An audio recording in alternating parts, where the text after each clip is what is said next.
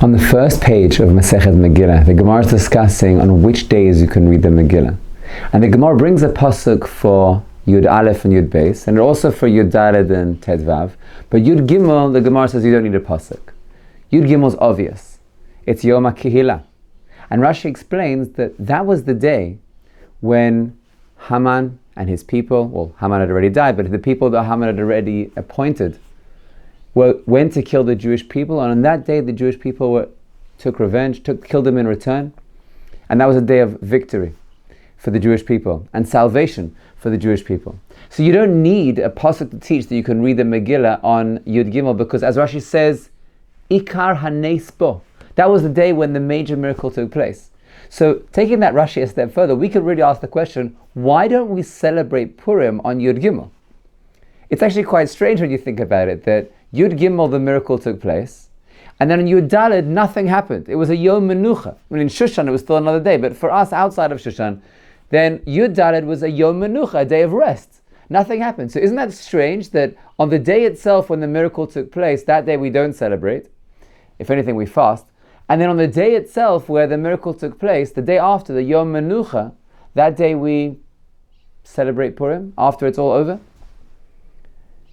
So it's interesting about peace.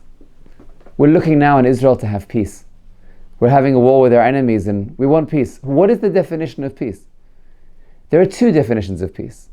There's one definition of peace which is not having war. Meaning, it's not an active peace. It's just a passive peace. As long as no one's harming me and no one's fighting me, as long as we can coexist and live side by side, that's considered being peaceful. There's not fighting. But like in marriage, just the fact that you're not fighting doesn't mean that there's shalom bayis. Shalom bayis is something which is a step further. It's a sense of achdus, a sense of unity, a sense of working together towards a higher goal. So we're not only looking for peace, not to have fighting, not to have war with our enemies, but we're looking to have peace to be able to be working together towards a higher goal. So on Yud Gimel, we won the war. And that was one aspect of the celebration of Purim, to win the war. But what we're really looking for is not just to not have enemies, but we're the Jewish nation. We're representing Hashem in the world. We're looking to have a mission that we represent, that we're able to share with the world, to carry the name of Hashem and to be making a Kiddush Hashem in the world. So in Purim, we're not celebrating the fact that the enemies came to attack us and we beat them. That is a given. We're celebrating the day after.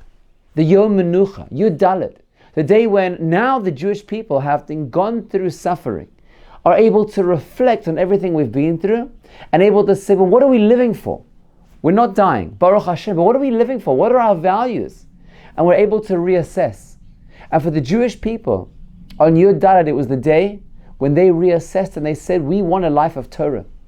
And they committed themselves, kimu v'kiblu, to accept upon themselves the oral Torah anew, which they hadn't done at Mount Har Sinai. So the celebration of Purim isn't so much about winning the war and having a calm peace where we don't have friction with our enemies, but rather it's the celebration of the values that we realign ourselves with on the day after. So we celebrate Purim on Yud Daled, the day after, when we rested from our enemies and we were able to reassess what are our values.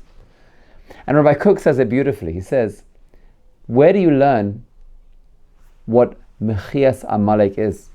Well, where do we see erasing from somewhere else? We're wiping out the memory of Amalek. So where else in the Torah do we see wiping out? We see it in Hilchos Shabbos. And in Shabbos, it's a prohibition, it's a malacha to erase. But the Gemara says that if you just erase, that's not the malacha. That's just kilkul. If you wish to do the malacha of erasing, it's mochek al manat lichtov. You erase in order to then go and write in that place where you erased. So you can see the similar concept, that there's no value in just wiping out enemies. The purpose of wiping out evil from this world is in order that once we've wiped out evil, once we've come past our suffering, and we've overcome the bad, then we ask ourselves, so what are we writing? We're the Jewish nation. We have a book to write. We have a message to give. It's mochek al manat lichtov. It's not just about winning the war. It's about once we've come through the war, what's our message? What's our values? What are we strengthening? What are we realigning ourselves with? And Be'ezras Hashem, this year, Just like we saw a Geula that took place in Adar and Shushan all those years ago and throughout the world, 127 states, so too, Be'ezrat Hashem, this Adar will be the Geula Shalema, with the Mashiach Tzidkenu B'Merav Yameinu coming, and together with overcoming our enemies, we'll recognize that we carry the name of Hashem. We bring the message of Hashem to the world. We realign ourselves with Torah. Have a wonderful Shabbos.